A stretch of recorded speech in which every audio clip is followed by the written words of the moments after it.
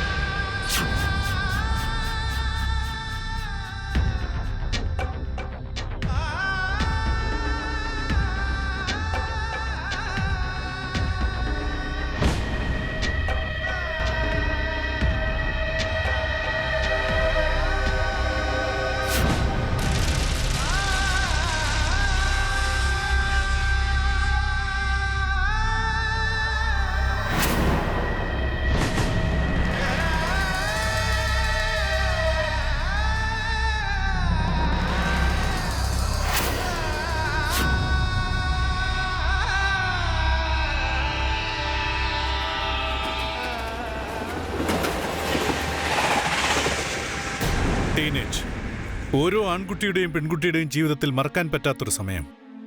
ഈ സമയത്ത് കുട്ടികൾ തങ്ങളുടെ പഠനത്തോടൊപ്പം തന്റെ ചുറ്റും നടക്കുന്ന കാര്യങ്ങളിലും ശ്രദ്ധിക്കാൻ തുടങ്ങുന്നു. അവരുടെ മനസ്സിൽ ഒരുപാട് ചോദ്യങ്ങളുണ്ട്. ആ ചോദ്യത്തിനുള്ള ഉത്തരം അവർ സ്വയം തേടുകയാണ്. അവർ കണ്ടെത്തുന്ന ഉത്തരം ശരിയാണോ തെറ്റാണോ അത് കുട്ടിയുടെ പാരന്റ്സ് ആണ് പറഞ്ഞു കൊടുക്കേണ്ടത്. നമസ്കാരം, ഞാൻ അമിത് പച്ചോരി. ക്രൈം അലർട്ടിന്റെ ഈ എപ്പിസോഡിൽ ഞാൻ നിങ്ങളെ ഉത്തർപ്രദേശിലുള്ള അലഹാബാദിലേക്കാണ് കൂട്ടിക്കൊണ്ടുപോകുന്നത്. അവിടെ ചെറിയ പ്രായത്തിലുള്ള 2 കുട്ടികൾ തങ്ങളുടെ ജീവൻ ത്യാഗം ചെയ്യാൻ തയ്യാറായിരിക്കുകയാണ്. പക്ഷെ എന്തിന്? ആ കുട്ടികൾക്ക് യഥാർത്ഥത്തിൽ എന്താണ് സംഭവിച്ചത്? ജീവിതം തുടങ്ങും മുമ്പ് അത് അവസാനിപ്പിക്കാൻ തീരുമാനിച്ചത് എന്തിന്? വരൂ, നമുക്ക് പോകാം.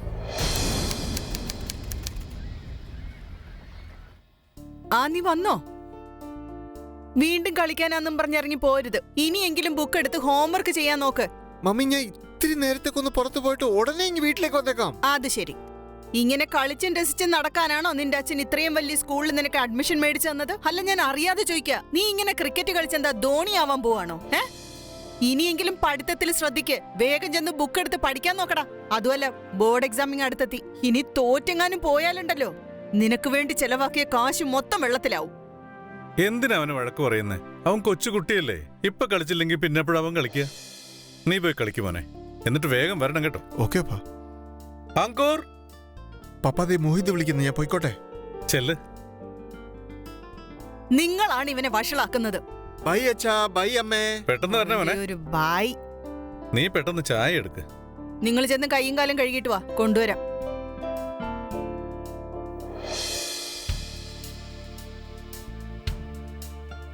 ആഹാ, കൊള്ളാലോ. നീയും ഫോൺ മേടിച്ചോ? നിന്റെ പപ്പ വാങ്ങി തന്നെയാ? അതെടാ. ഡേ, ആരോടൊക്കെ ഈ സംസാരിക്കുന്ന? ഒന്ന് കാണിക്കേ. എടാ, ഫേസ്ബുക്കിൽ ഒരു പുതിയ ഫ്രണ്ടിനെ കിട്ടിയ കാണിച്ചേ.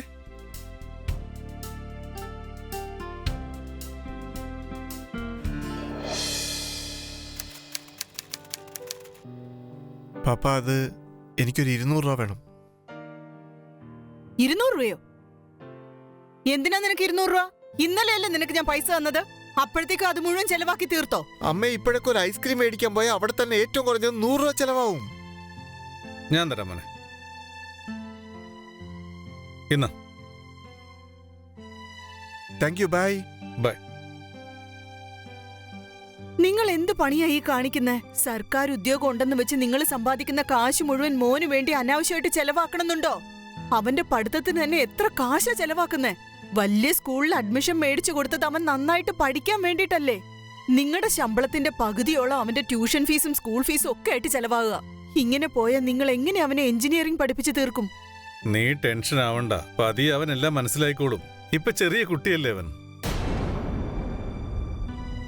നീ ആഹാരം വിളമ്പ്.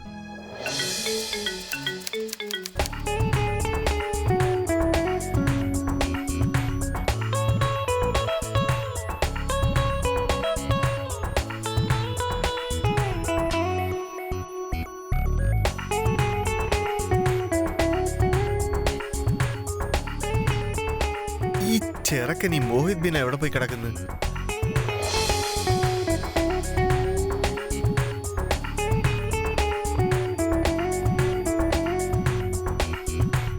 മോഹിത്, ഇത്രയും ദിവസം എവിടെയായിരുന്നു? ഇന്ന് ക്രിക്കറ്റ് കളിക്കാനും വന്നില്ലല്ലോ. അത് ഞാൻ പിന്നെ അല്പം ബിസി ആയി പോയടാ. Anyways she's my new front രുചി. ഞാൻ നിന്നോട് പറഞ്ഞില്ലേ? നീ എന്നോട് പറഞ്ഞായിരുന്നു ആ ഫേസ്ബുക്കിൽ. അതെ, അവള് തന്നെ. ഹായ്. ഹായ്.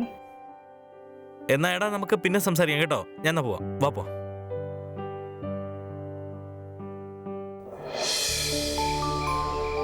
അതെ, നിങ്ങൾക്കറിയോ ആ സൗരഭില്ലേ, 3-4 ദിവസം കഴിഞ്ഞ് ഇങ്ങോട്ട് വരുന്നുണ്ട്.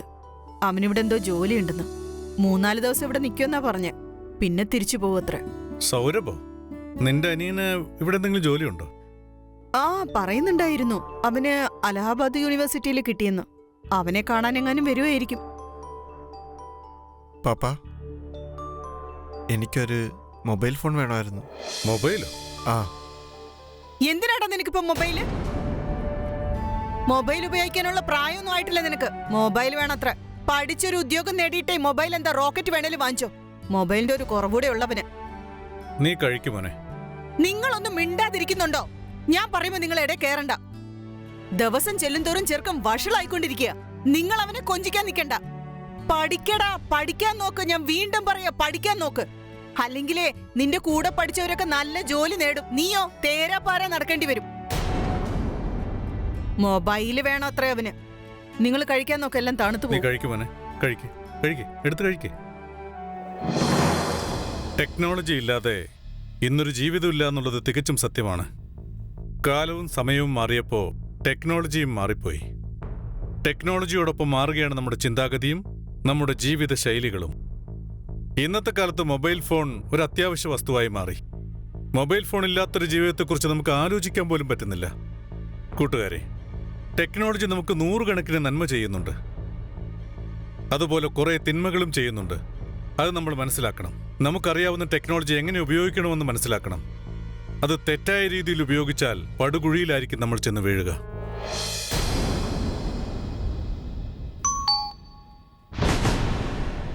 ദാ വരുന്നു.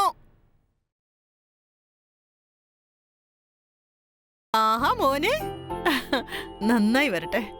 അവിടെ എല്ലാവർക്കും സുഖല്ലേ? എല്ലാവർക്കും സുഖം. ആ, കേറി വാ. നിന്റെ വരവും കാത്തിരിക്കായിരുന്നു. ആ, പറഞ്ഞേ, ജോലിയും കാര്യങ്ങളൊക്കെ എങ്ങനെ പോകുന്നു?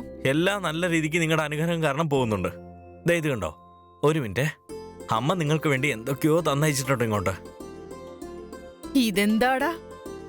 ചേച്ചി, മരുമകനെ എന്തേ ഇതുവരെ കാണുന്നില്ലല്ലോ? അവൻ സ്കൂളിൽ പോയിരിക്കുക. വരണ്ട സമയായി. നീ ഒരു കാര്യം ചെയ്യ്, കൈയും കാലും കഴുകിട്ടോ. ശരി.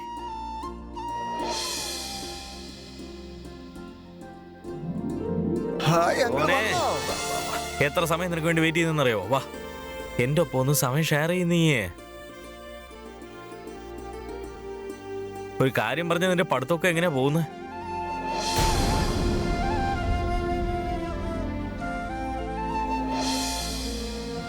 അത് മാത്രം അവനോട് ചോദിക്കണ്ട.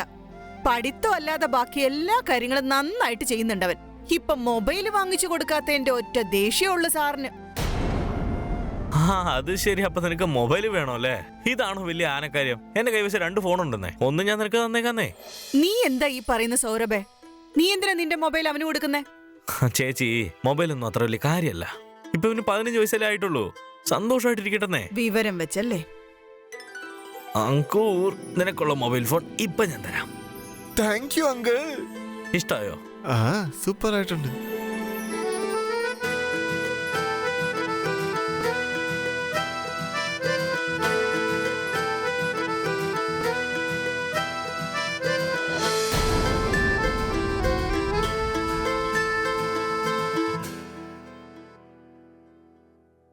അങ്കൂർ, എന്ത് ചെയ്യുവാ?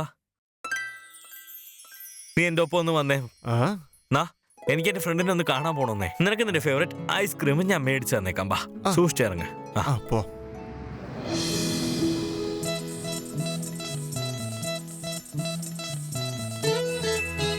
കഴിക്ക്. അതെ അങ്കിളെ, അങ്കിള് ഞങ്ങളുടെ വീട്ടിൽ എത്ര ദിവസം ഉണ്ടാവും? അതെന്താ, എന്തുകൊണ്ട് അങ്ങനെ പെട്ടെന്ന് ചോദിച്ചേ? ഞാൻ കാരണം അവർക്ക് ശല്യമായോ? അല്ലല്ല, അങ്ങനെയല്ല അങ്കിളെ, ഞാൻ അതല്ല ഉദ്ദേശിച്ചത്. എടാ, ഞാൻ പറയുന്നേക്ക. ശരി, എടാ നീ വിഷമിക്കണ്ട. ഞാൻ എന്റെ മൊബൈൽ ഫോൺ തിരിച്ചു തന്നൊന്നും പറയത്തില്ല. ശരി, ഒരു കാര്യം നീ പറഞ്ഞേ. പാവ, ഇവർക്കാർക്കും ഫ്രണ്ട്സ് ഇല്ലേ? എന്റെ ബെസ്റ്റ് ഫ്രണ്ട് മോഹിത് ഉണ്ട്. പക്ഷേ ഇപ്പൊ അവന് തീരെ സമയമില്ല. അവന് ഫേസ്ബുക്കിൽ നിന്ന് ഒരു ഫ്രണ്ടിനെ കിട്ടി. അവൻ ഫുൾ ടൈം ആ കുട്ടിയുടെ കൂടെ തന്നെയാ. അത് ശരി. അപ്പൊ അതുകൊണ്ടല്ലേ നീ മൊബൈൽ ഫോൺ വേണമെന്ന് പറഞ്ഞോണ്ടിരുന്നത്? അപ്പൊ നിനക്ക് ഫേസ്ബുക്കിൽ കൂടി പെണ്ണിനെ വളയ്ക്കണമല്ലേ? അയ്യേ, അങ്ങനൊന്നും ഇല്ല അങ്ങളെ. എനിക്കങ്ങനൊന്നും ഇല്ല.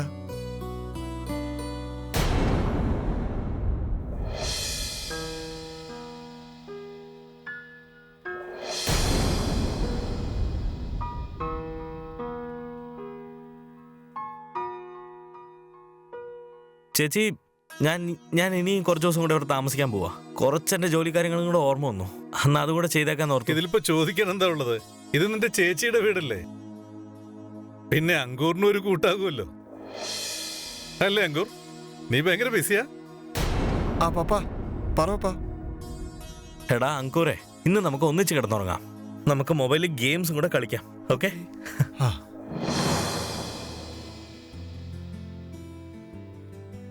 അവനെ ചാമ്പി. ഇപ്പൊ ഇവനെ കൂടെ ചാർത്താം. ദേ നോക്ക്.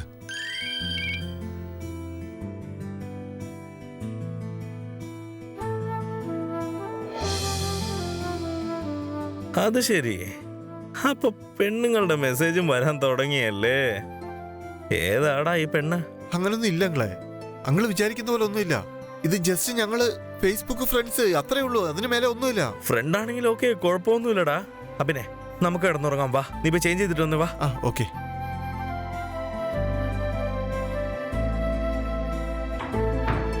ചേട്ടാ, റെസ്റ്റ് റൂമിൽ എന്തിനാ പോകുന്നേ? ഇവിടെ വെച്ച് തന്നെ ചേഞ്ച് ചെയ്യേ. എന്നെ കണ്ട് എന്തിനാടാ നാണിക്കുന്നേ? ആ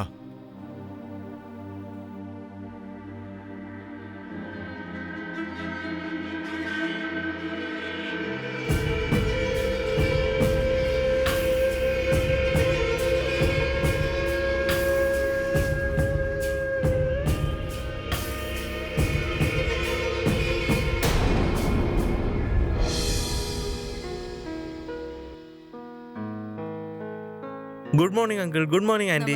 നമസ്കാരം മോനെ. അതിരിക്കട്ടെ മോഹിത്, കണ്ടിട്ട് കുറെ നാളായല്ലോ. അങ്കൂറുമായിട്ട് എന്തെങ്കിലും പിണക്കമാണോ? അല്ലല്ല, അങ്കൂറിനെ കാണാതിരിക്കാൻ പറ്റുമോ അങ്കിൾ? സ്റ്റഡീസ് ഒക്കെ എങ്ങനെ പോകുന്നു? അങ്കിൾ കൊള്ളാം. ഗുഡ്. വാ അങ്കൂർ, പോവാം. ബൈ ബൈ അച്ഛാ. ബൈ ബൈ മക്കളെ. മോഹിത്, എനിക്ക് ഒരു നല്ല ഫ്രണ്ടിനെ കിട്ടിയിട്ടുണ്ട് ഫേസ്ബുക്കില്. ഓ, അപ്പൊ അതുകൊണ്ടല്ലേ നീ ഇത്ര സന്തോഷമായിട്ടിരിക്കാനുള്ള കാരണമേ? നിനക്ക് അതിനുള്ള സമയമൊക്കെ ഉണ്ടാവുമോ?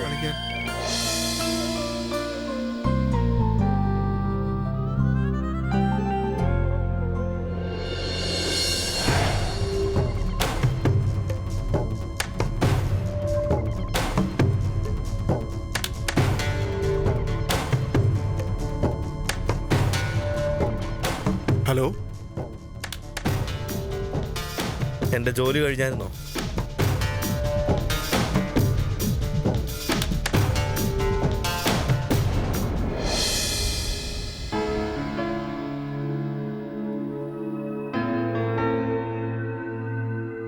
അമ്മേ, ഞാൻ ഒന്ന് പുറത്തു പോയിട്ട് ഇപ്പൊ വന്നേക്കാം. നീ ഇപ്പൊ എങ്ങോട്ടാടാ പോന്നെ? സ്കൂളിൽ നിന്ന് വന്നതേ ഉള്ളൂ, അപ്പോഴേക്കും പുറത്തു പോവാ. ഈ ചെറുക്കം കാരണം എനിക്ക് സമാധാനം ഇല്ലാതായി. ഏത് നേരം ക്രിക്കറ്റും കളിച്ച് ഇങ്ങനെ നടന്നോളൂ. അവൻ പഠിച്ച് പാസ്സാവണമെന്ന് വല്ല വിചാരം ഉണ്ടെന്ന് നോക്കിയേ. അവന്റെ പപ്പയോട് പറഞ്ഞേ പറ്റൂ.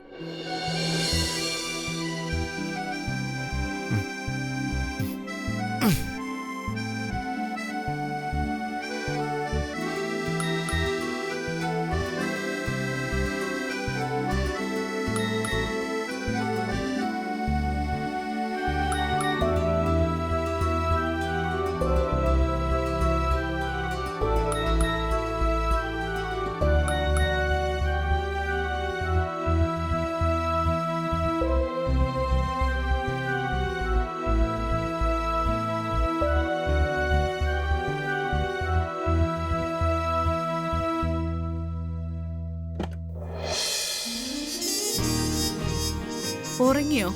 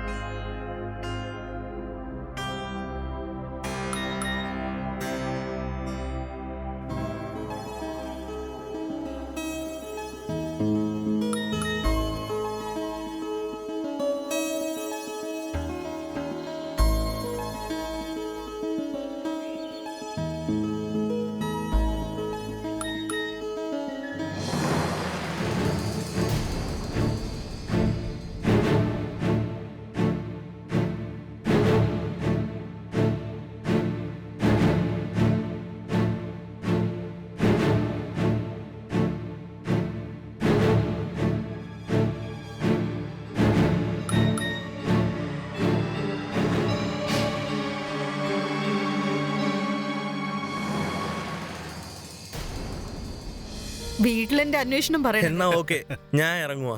വന്ന ജോലി കഴിഞ്ഞു. ഹലോ അളിയ, നല്ലപോലെ മനസ്സ് വെച്ച് പഠിക്കാൻ നോക്ക്. നീ ഇടയ്ക്കിടയ്ക്ക് വരണം കേട്ടോ, അങ്കൂറിനൊരു കൂട്ടാകുമല്ലോ. ഇനിയിപ്പോ ഇടയ്ക്കിടയ്ക്ക് ഞാൻ വരണമല്ലോ. ഗുഡ്.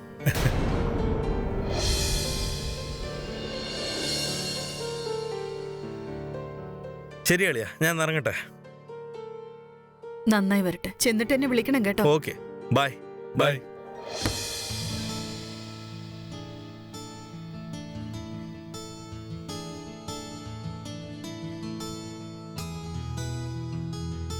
നതാഷ ശർമ്മ. ഇതിനെ എവിടെയും കാണുന്നില്ലല്ലോ.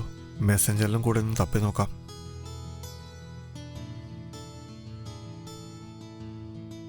എന്താ ഇത്? ഈ നതാഷ ഇവളിപ്പോ എവിടെ പോയി? അവളുടെ അക്കൗണ്ട് ക്ലോസ് ആണെന്ന് കാണിക്കുന്നു. ഫ്രണ്ട്സ് ലിസ്റ്റിലും കാണിക്കുന്നില്ലല്ലോ. സെറ്റിംഗ്സിലൊന്ന് നോക്കിയാലോ. ഫ്രണ്ട്സ് ലിസ്റ്റ് നതാഷ അവിടെയില്ല. ഷിറ്റ്. നതാഷ.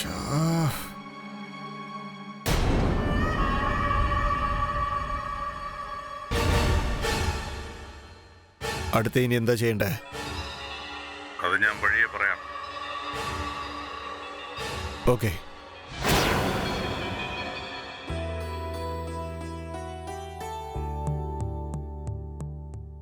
പഠിത്തമൊക്കെ എങ്ങനെയുണ്ടോ മോനെ? ആ പപ്പ, എല്ലാം നന്നായിട്ട് പോന്നു. ഞാൻ ഒരു കാര്യം പറയട്ടെ, നീ 10th നല്ല മാർക്ക് വാങ്ങി പാസ്സായാലുണ്ടല്ലോ, ഇതിനേക്കാളും നല്ല സ്കൂളിൽ നിനക്ക് ഞാൻ അഡ്മിഷൻ വാങ്ങിച്ചു തരാം. അവിടെ നീ നല്ല മാർക്കോടെ പാസ്സായാലുണ്ടല്ലോ, എഞ്ചിനീയറിങ്ങിന് നിനക്ക് അഡ്മിഷൻ ഈസി ആയിട്ട് കിട്ടൂടാ.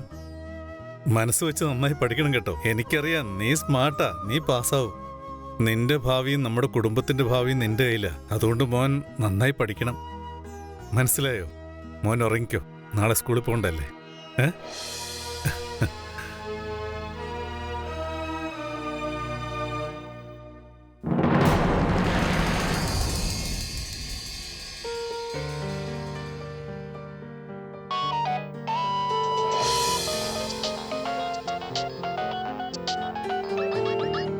ഹലോ. അങ്കൂർ, നീ നിന്റെ തുണിയില്ലാത്ത ഫോട്ടോ നതാഷയ്ക്ക് അയച്ചു കൊടുത്തില്ലേ? ഇനിയിപ്പോ ഞാൻ പറയുന്നത് പോലെ നീ ചെയ്തില്ലെങ്കിൽ അതിന്റെ പോസ്റ്റർ അടിച്ച് ഞാൻ നിന്റെ മാതാപിതാക്കൾക്ക് അയച്ചു കൊടുക്കും. അത് വേണ്ടെങ്കിൽ ഞാൻ പറയുന്ന പോലെ ചെയ്. നിങ്ങൾ ആരായി സംസാരിക്കുന്നേ? ഞാൻ വൈകിട്ട് വിളിക്കാം. ഫോൺ എടുക്കാതിരിക്കരുത്.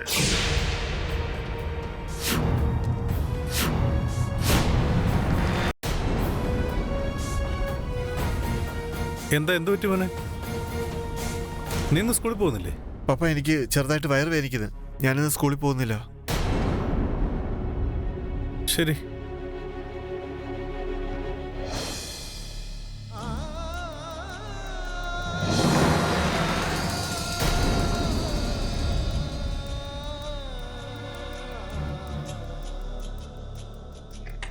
അങ്കൂർ, അങ്കൂർ, വാതില് തുറക്കടാ. ഞാൻ വിളിക്കുന്ന കേൾക്കുന്നില്ല നിനക്ക്? ഈ ചെറുക്കന്റെ ഒരു കാര്യം, ഇന്നാണെങ്കിൽ സ്കൂളിലും പോയില്ല. ഏതു നേരം വാതിലടച്ച അതിനകത്ത് എന്താണോ ചെയ്യുന്ന ഈ ചെറുക്കൻ? ഡാ, വാതില് തുറക്കാൻ. അങ്കൂർ,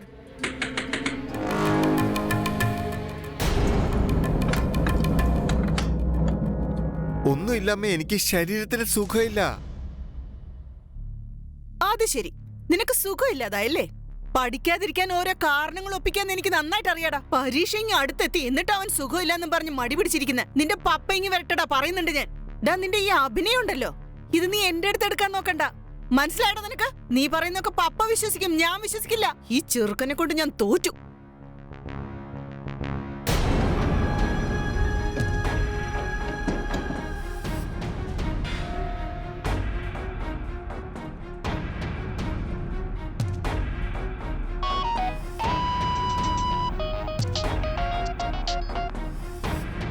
ഹലോ. ഹായ് അങ്കൂർ, ഇന്ന് വൈകിട്ട് കൃത്യം 8 മണിക്ക് ട്രിപ്പിൾ ലൈൻ ഏരിയയിലുള്ള കൃഷ്ണ ഹോട്ടലിലെ റൂം നമ്പർ 202 വന്നേക്ക്. റൂം നമ്പർ മറക്കണ്ട.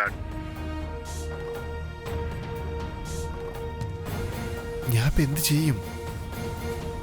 അമ്മയെ, ഞാൻ മോഹിത്തിന്റെ വീട്ടിലോട്ടൊന്ന് പോവാ. വരാൻ ഇത്തിരി ലേറ്റ് ആവും കേട്ടോ.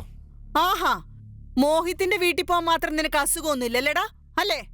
നിന്റെ പപ്പയെ പറഞ്ഞാ മതി, കൊഞ്ചിച്ച് വഷളാക്കി വെച്ചിരിക്കുക. ഞാൻ പറഞ്ഞ അനുസരിച്ചിട്ട് വേണ്ടേ? പോയല്ലേ. ഈ ചെറുക്കനെ ഞാൻ ഇനി എന്താ ചെയ്യാ? ഒരു പിടുത്തവും കിട്ടുന്നില്ല.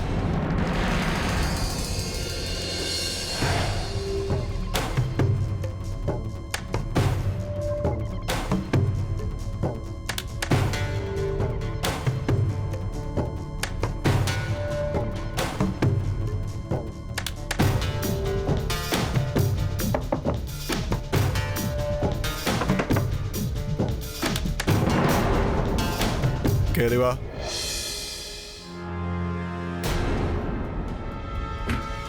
അകത്തേക്ക് വാ. വരാൻ പറഞ്ഞില്ലേ?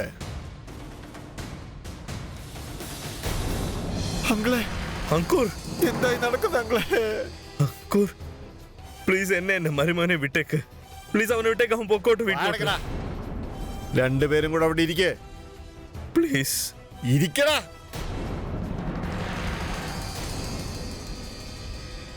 അങ്കിളെ, ഞാൻ ഒന്നും ചെയ്തില്ല. നതാഷ, എനിക്കൊരു തെറ്റുപറ്റിപ്പോയത് അങ്കിളെ. എന്ത് തെറ്റാണോ ചെയ്തത്? ഒന്നോ രണ്ടോ തെറ്റ് ഞാനും ചെയ്തു. ഇപ്പൊ അവൻ എന്നെ ബ്ലാക്ക് മെയിൽ ചെയ്യുക. അയാളിപ്പോ എന്നെയും ബ്ലാക്ക് മെയിൽ ചെയ്യാം അങ്കിളെ. അങ്കിളെ, നിങ്ങൾ എന്തെങ്കിലും ഒന്ന് ചെയ്യങ്ങളെ. എന്റെ പപ്പായും മമ്മിയും അറിഞ്ഞുള്ള അവസ്ഥ ആലോചിച്ച് നോക്ക്. അവൻ എന്നെ അടിച്ച് നാശമാക്കും. അതുമല്ല, പിന്നെ മമ്മി എന്റെ അടുത്ത് മിണ്ടത്തില്ല. സ്നേഹിക്കാനൊക്കെ തുടങ്ങിയല്ലോ. മാമനും മരുമോനും കൂടെ ഉള്ള കാര്യങ്ങളൊക്കെ സംസാരിച്ചു കഴിഞ്ഞെങ്കിൽ എന്നാ പിന്നെ കാര്യങ്ങളൊക്കെ തുടങ്ങിയാലോ. പ്രോഗ്രാമോ? എഴുന്നേക്ക്, എഴുന്നേക്ക്, എഴുന്നേക്ക്, എഴുന്നേക്ക്.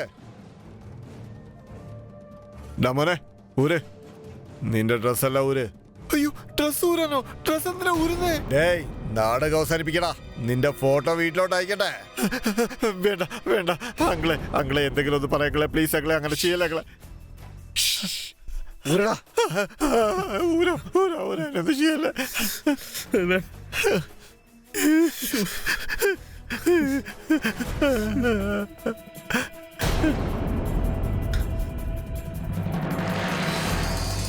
പെട്ടെന്നാവട്ടെ. ഇപ്പൊ പാൻ്റെ ഊരടാ. അങ്കിളെ ഒന്ന് പറയങ്ങളെ. ഡാ, കരച്ചിൽ നിർത്തടാ. ഊരടാ.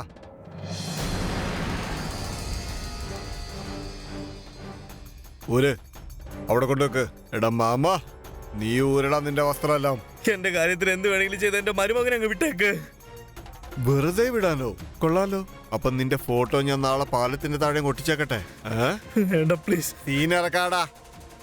ഞാൻ എന്ത് പറയുന്നോ പറയുന്ന പോലെ ചെയ്തോണം. ഊരടാ.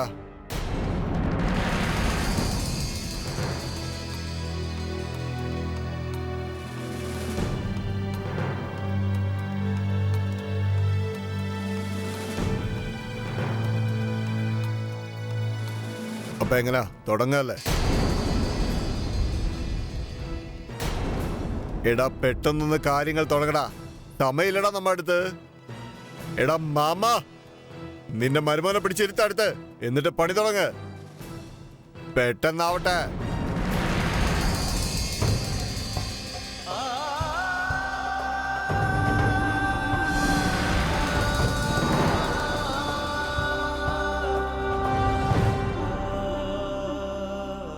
ഒരു കാര്യം ആരോടും നീ പറയരുത്.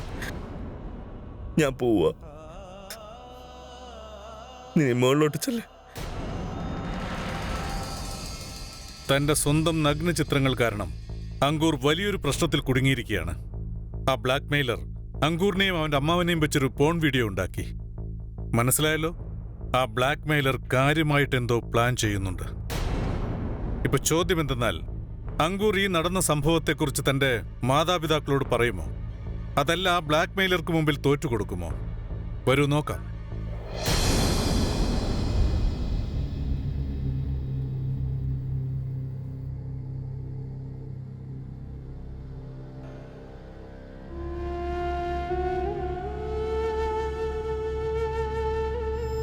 അങ്കൂർ, ഇത്രയും വൈകുന്നവരെ നീ എവിടെയായിരുന്നു?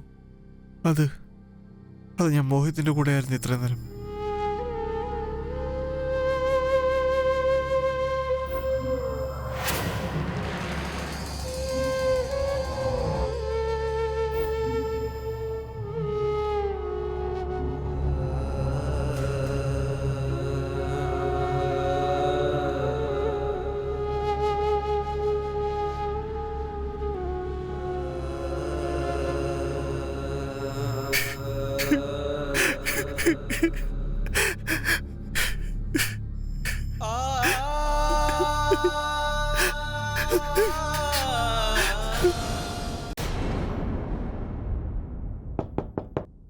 അങ്കൂർ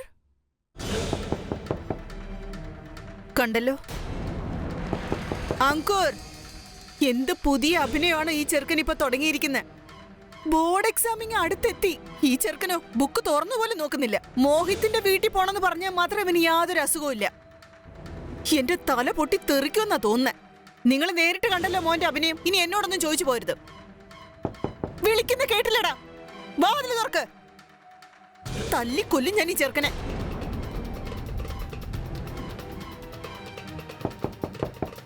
ഡാ, വാതില് തുറക്കാൻ.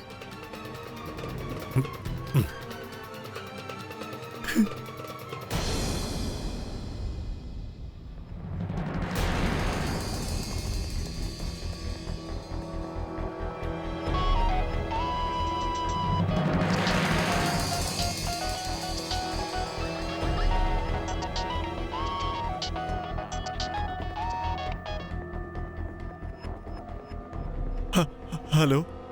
ഏയ് അങ്കൂർ, ഇന്ന് വൈകിട്ട് കൃത്യം 8 മണിക്ക് ഹോട്ടലിൽ വന്നേക്ക്.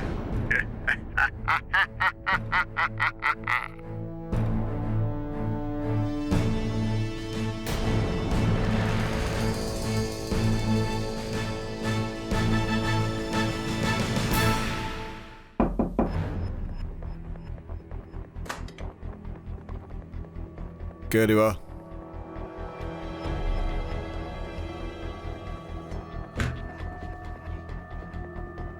ചെല്ലേ, ഇരിക്കേ.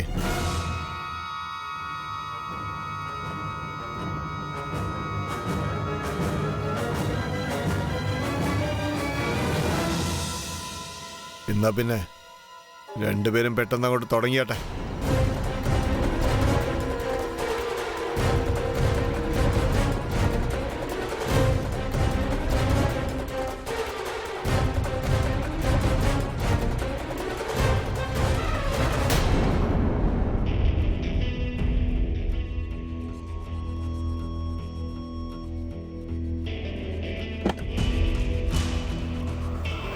നീ എവിടെയായിരുന്നു? അതെ, മോഹിത്തിന്റെ വീട്ടിലായിരുന്നു.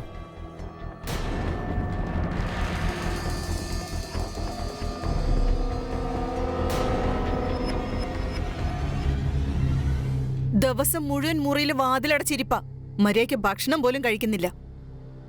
ഈ ചെറുക്കൻ എന്താ പറ്റിയെന്ന് ഒരു പിടുത്തവും കിട്ടുന്നില്ല. ഇവൻ ഇങ്ങനെ തന്നെ പോയാലുണ്ടല്ലോ, ഈ വർഷത്തെ പരീക്ഷയിൽ ഇവൻ തോറ്റു തുന്നം പാടും.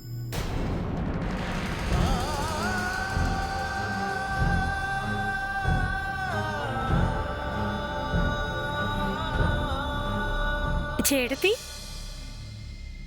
ചേട്ടത്തി നമസ്തേ. ഇതാ ചേച്ചി, ഈ സ്വീറ്റ്സ് കഴിക്കേ. എന്റെ മകൻ എഞ്ചിനീയർ ആയി. ആഹാ, കൊള്ളാലോ. ആശംസകൾ. നിങ്ങൾ എത്ര ഭാഗ്യം ചെയ്തവരാ. നിങ്ങളുടെ മോൻ എഞ്ചിനീയർ ആയല്ലോ. നിങ്ങളുടെ പേര് നിലനിർത്തും അവൻ. ഇങ്ങനെയുള്ള മക്കളെ കിട്ടാൻ എല്ലാരും ഭാഗ്യം ചെയ്യണം. ആഹാ, എന്താ അവിടെ തന്നെ നിന്നളഞ്ഞ് ഇരിക്കേ. ഞാൻ പോയി ചായ എടുത്തോണ്ട് ശരി, ഒരു മിനിറ്റ്.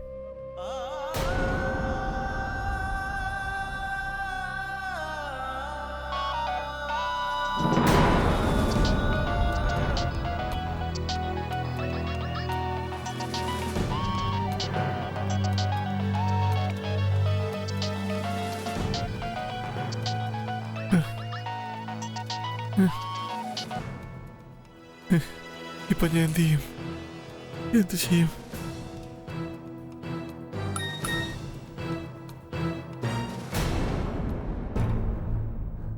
ഫോൺ എടുത്തില്ലെന്നുണ്ടെങ്കിൽ ഫോട്ടോയും വീഡിയോയും രണ്ടും കൂടെ ചേർത്ത് എന്റെ വീട്ടിലേക്ക് അയച്ചു കൊടുക്കുമെന്ന്.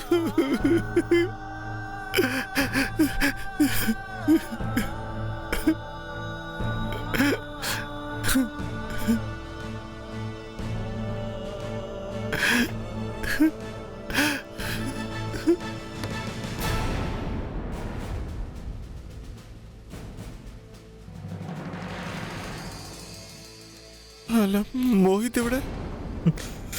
നീ എന്താ ഇവിടെ? അതെന്താണെന്നറിയാവോ? നിന്റെ ഫ്രണ്ടിന്റെ ഫോട്ടോയും സുരക്ഷിതമായിട്ട് എന്റെ കൈ കിട്ടി. ദേ നോക്ക്.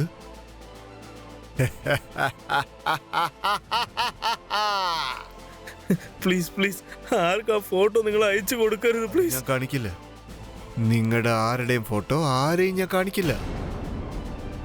പക്ഷെ ഞാൻ പറയുന്നത് പോലെ നിങ്ങളെല്ലാവരും ചെയ്യണം. അങ്ങനെ ചെയ്യരുത്. ഏയ് മാമ, നിന്റെ കാര്യം മറക്കണ്ട. വാ തുടങ്ങ്. പുതിയ പയ്യന്റെ കൂടെ തുടങ്ങിക്കോ.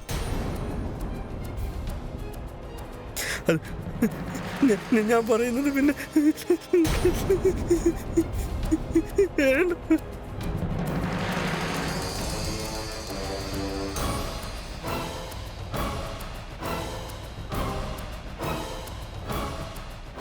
അങ്കൂർ തനിക്ക് നേരിട്ട ആ സംഭവങ്ങളൊന്നും വീട്ടുകാരെ അറിയിച്ചിട്ടില്ല. അതിന്റെ ഫലം എന്തായെന്നറിയാമോ? ആ ബ്ലാക്ക് മെയിലറുടെ വലയിൽ അങ്കൂറിന്റെ ഏറ്റവും അടുത്ത സുഹൃത്ത് മോഹിതും കുടുങ്ങിപ്പോയി. ഇപ്പോൾ ചോദ്യം എന്തെന്നാൽ, മോഹിത് ഇപ്പോൾ നടന്ന കാര്യങ്ങളെല്ലാം തന്റെ മാതാപിതാക്കളെ അറിയിച്ചോ, അതോ നിയമവിരുദ്ധമായി ഈ കളി തുടരുമോ? ഈ കുറ്റവാളി ഈ യുവാക്കളെ ബ്ലാക്ക് മെയിൽ ചെയ്ത് അവരുടെ വരുതിയിലാക്കുമോ? വരൂ നോക്കാം.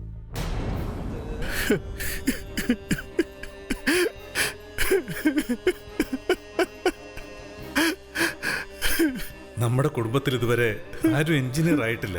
ഈ പപ്പയുടെ ആഗ്രഹം നീ എഞ്ചിനീയർ ആവണമെന്നാണ്. നിങ്ങൾ എത്ര ഭാഗ്യം ചെയ്തവരാ. നിങ്ങളുടെ മോൻ എഞ്ചിനീയർ ആയല്ലോ. നിങ്ങളുടെ പേര് നിലനിർത്തും അവൻ. ഇങ്ങനെയുള്ള മക്കളെ കിട്ടാൻ എല്ലാരും ഭാഗ്യം ചെയ്യണം.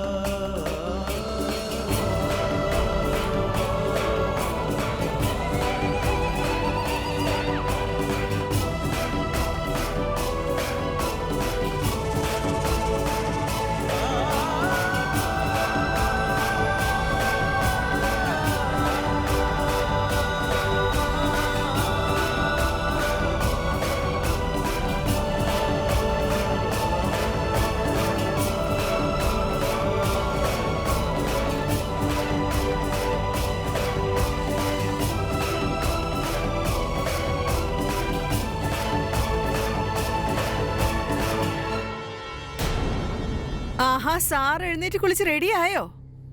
സ്കൂളിൽ പോകുന്നുണ്ടെങ്കിൽ ഇന്നലെ തന്നെ പറയായിരുന്നില്ലേ? ഞാൻ നേരത്തെ എഴുന്നേറ്റ് നിനക്കുള്ള ലഞ്ച് റെഡിയാക്കില്ലായിരുന്നോ?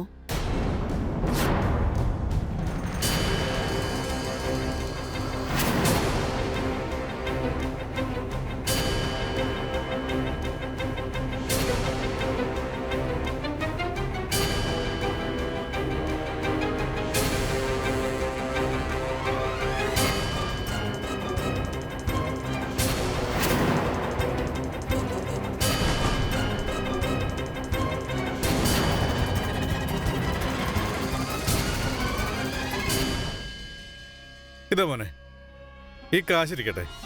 ലഞ്ച് സമയത്ത് പുറത്തുനിന്ന് എന്തെങ്കിലും വാങ്ങിച്ചു കഴിച്ചോ? എനിക്ക് കാശൊന്നും വേണ്ട. കാശ് വേണ്ടെന്നോ?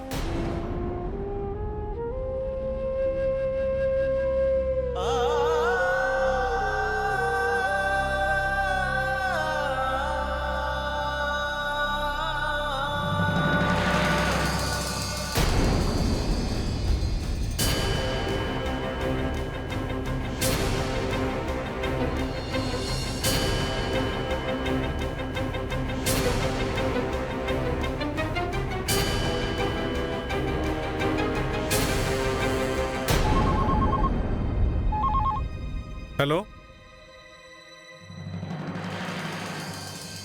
എന്ത്? മീര, അങ്കൂറിന്റെ കൂട്ടുകാരൻ മോഹിത്ത് സൂയിസൈഡ് ചെയ്തു.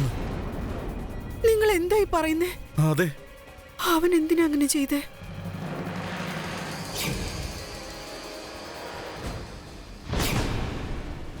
അങ്കൂർ, നീ രാത്രി എവിടെയായിരുന്നു? അത് മോഹിത്തിന്റെ കൂടെ ആയിരുന്നു. അല്ല മോനെ, നീ എന്താ ഇന്ന് സ്കൂളിൽ പോകുന്നില്ലേ? പപ്പ, എനിക്ക് വയറ് വേദന എടുക്കുന്നു. ഞാൻ ഇന്നത്തേക്ക് സ്കൂളിൽ പോകുന്നില്ല. ശരി.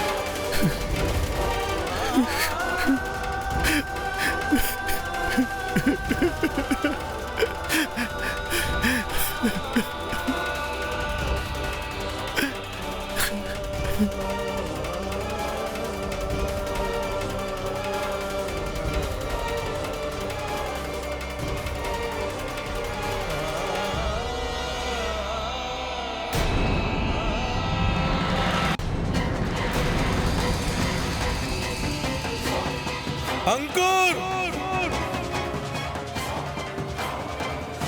അങ്കൂർ, അവിടുന്ന് മാറി നിൽക്ക്. ട്രെയിൻ വരുന്നു മോനെ. അങ്കൂർ, അങ്ങോട്ട് മാറു മോനെ. അങ്കൂർ, ട്രെയിൻ വരുന്നു മോനെ. മോനെ എഴുന്നേക്ക്, എഴുന്നേക്ക്. വാ, വാ, ട്രെയിൻ വരുന്നു.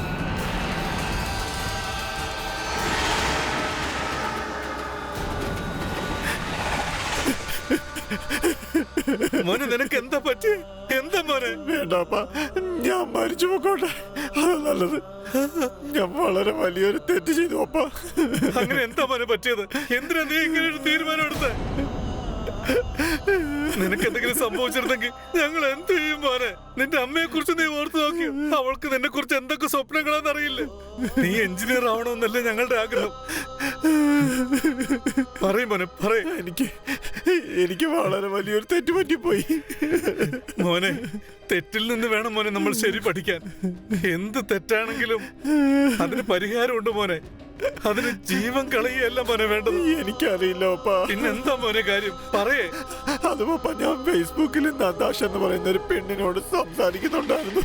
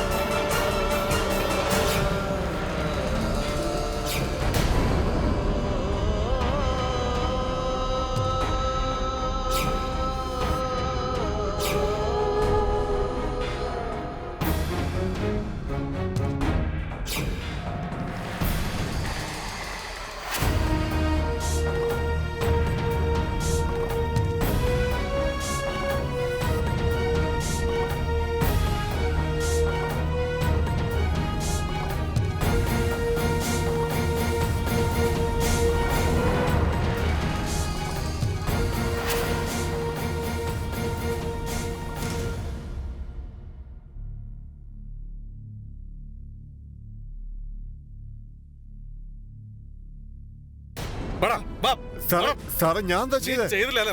സാറേ, ഞാൻ ചെയ്തില്ല. ഹലോ ഓഫീസർ, അവനെ പെട്ടെന്ന് പിടിച്ചോളൂ. ആ ശരി ശരി, നീ വാ.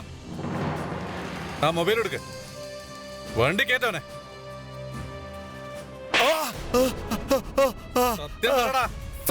സത്യമാണ് സാർ, ഞാൻ ഒന്നും ചെയ്തിട്ടില്ല. പറയാം സാർ, ഞാൻ ഒരു തെറ്റും ചെയ്തിട്ടില്ല. ഞാൻ ഈ ചെയ്തല്ല കാശിന് വേണ്ടി മാത്രം ചെയ്തതാ. ഇതൊക്കെ ചെയ്യുമ്പോ എനിക്ക് കാശ് കിട്ടുന്നുണ്ടായിരുന്നു. ഇത് ചെയ്യാൻ നിനക്ക് ആരാടാ കാശ് തന്നത്? അത് ഞാൻ പറയാം സാർ.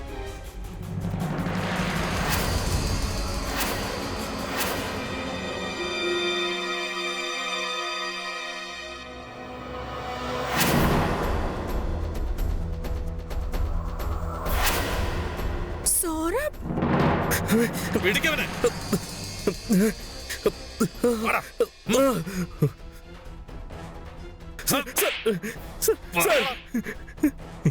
ഞാൻ പറയാം സാർ, ഞാൻ എല്ലാം പറഞ്ഞേക്കാം. സൗരഭ്, നീ എന്റെ മോനോട് എന്തിനാണ് ഇങ്ങനെ ചെയ്തത്? എന്തിനാ? എനിക്ക് 14-15 വയസ്സ് ചെക്കന്മാരോടൊപ്പം കളിക്കുമ്പോഴേ ചെറിയൊരു സന്തോഷം കിട്ടും. കൊച്ചു പ്രായത്തിൽ ഇന്നസെന്റ് കുട്ടികളെ കാണുമ്പോൾ എനിക്കൊരു മാതിരി വല്ലായ്മ തോന്നും സാറേ. ഇപ്രാവശ്യം ഞാൻ വീട്ടിലേക്ക് വന്നപ്പോൾ ഞാൻ അങ്കൂറിനെ കണ്ടു. അവിടെ അവനെ കണ്ടപ്പോൾ ഞാൻ വല്ലാതെ ടെംപ്റ്റായി പോയി.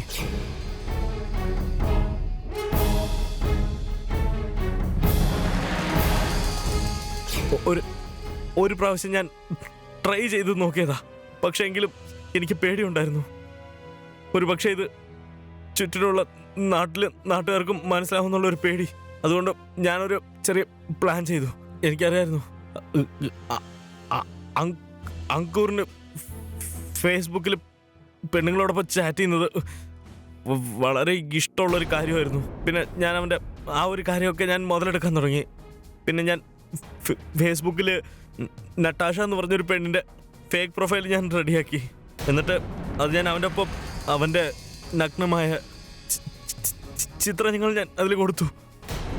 എന്നിട്ട് ഞാൻ പിണ്ടുവിന് കാശ് കൊടുത്തു. എന്നിട്ട് അവനെ കൊണ്ട് ഇവനെ ബ്ലാക്ക് മെയിൽ ചെയ്യിപ്പിച്ചു. 1000 രൂപ ഹോട്ടലിന്, പിന്നെ 500 രൂപ ഞാൻ ആ പിണ്ടുവിന് കൊടുത്തു. അത്രേ ഉള്ളൂ. നീ നിന്റെ മരുമോനെ കൂടാതെ അവന്റെ ഫ്രണ്ടിനെ നീ കുടുക്കി. ആ പാവം മോഹിതിന്റെ ജീവിതം നീ ഇല്ലാതാക്കി. നീ ചെയ്ത ഈ വൃത്തികേട് കാരണമാടാ ആ മോഹിത് സൂയിസൈഡ് ചെയ്തത്. അതിന്റെ മോനെ, ഇതിന്റെ പേരില് അങ്കൂറിന്റെ ജീവനും പോകേണ്ടതായിരുന്നു. എന്തോ ഭാഗ്യത്തിന് അവന്റെ അച്ഛൻ കൃത്യസമയത്ത് അവിടെ എത്തിയതുകൊണ്ട് രക്ഷപ്പെട്ടു. അറപ്പ് തോന്നുന്നടാ എനിക്ക്. ഇത്രയും വൃത്തികേട് കാണിക്കാൻ നാണമില്ലേ നിനക്ക്? പോയി ചത്ത് തൊലയടാ. അങ്കൂർ, എന്റെ മോൻ എത്ര വേദനയാ സഹിച്ചത്. എന്നിട്ട് ഞാൻ ദിവസം മുഴുവൻ നിന്നെ വഴക്ക് പറഞ്ഞു. എന്തൊരു മഹാപാപോ ഞാൻ കാണിച്ചേ. എന്റെ മോന്റെ മനസ്സിൽ എന്താന്ന് മനസ്സിലാക്കാൻ പറ്റാത്തൊരമ്മയായി പോയി ഞാൻ. എന്നോട് ക്ഷമിക്കും മോനെ. Mummy, I am sorry.